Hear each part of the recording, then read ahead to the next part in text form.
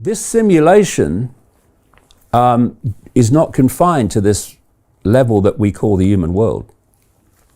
But there are other levels of it which we call the spirit world. And what if, when people leave the body, if they are not at a state of awareness, what the Eastern religions would call enlightenment, to be vibrating to a frequency which comes from your perceptual state, to get out of the frequency bubble that this simulation is on all its different levels. Well, how about you just go back into the cycle and you keep recycling, not actually onto a billionth of a pinhead, but from one, although it just appears like that, but you're actually reincarnating from other levels of the simulation into this level of the simulation, and it just goes on and on and on.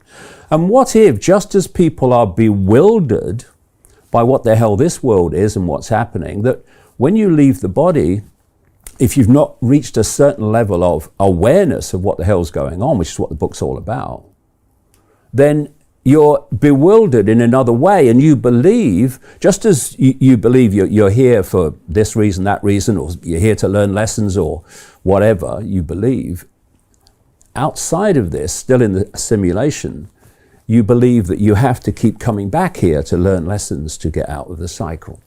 And it was interesting to me that when you look at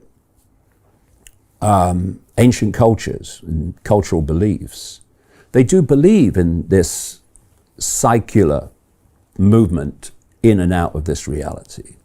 And there's a very old esoteric concept of what they call the ring pass knot.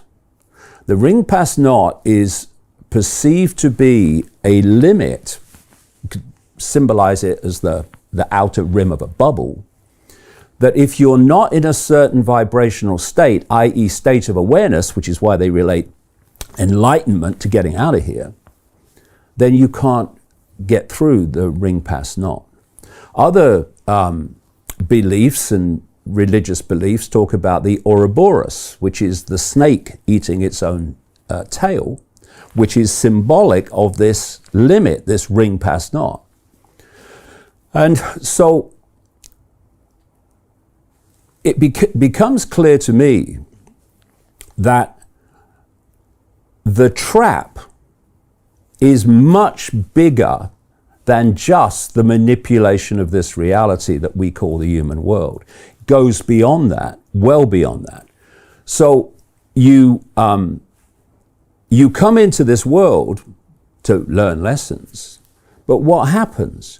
You suffer from emotional and mental traumas and challenges. It pulls you into depression, into anxiety, into fear, the four-letter word that controls the world and if actually controls the simulation in all its forms.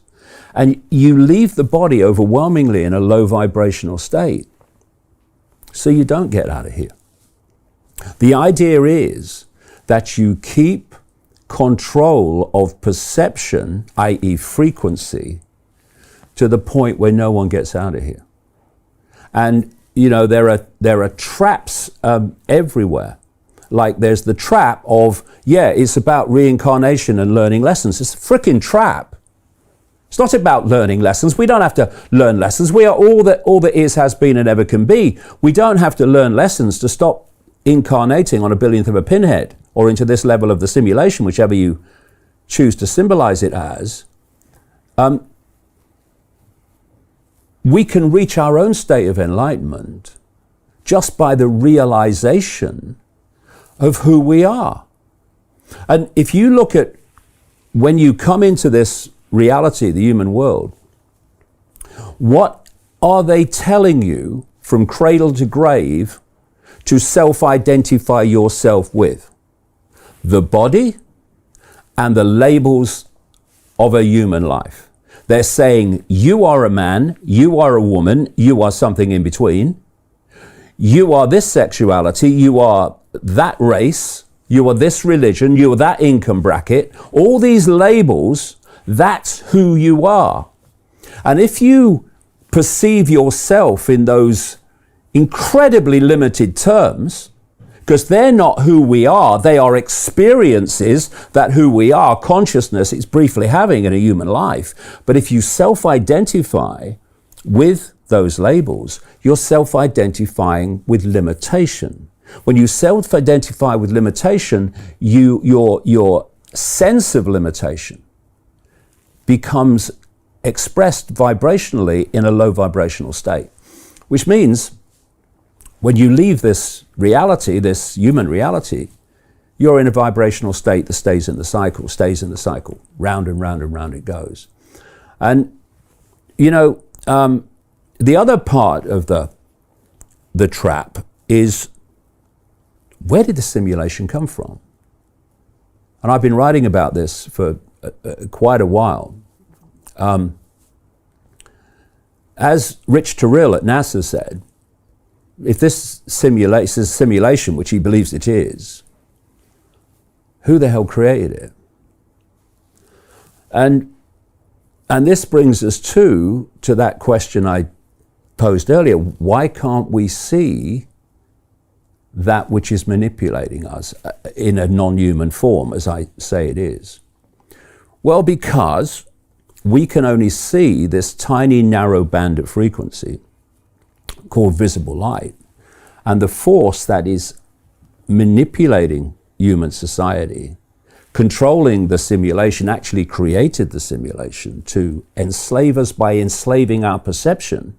It's what the simulation is, enslavement of perception, is operating outside the band of frequency that we can see.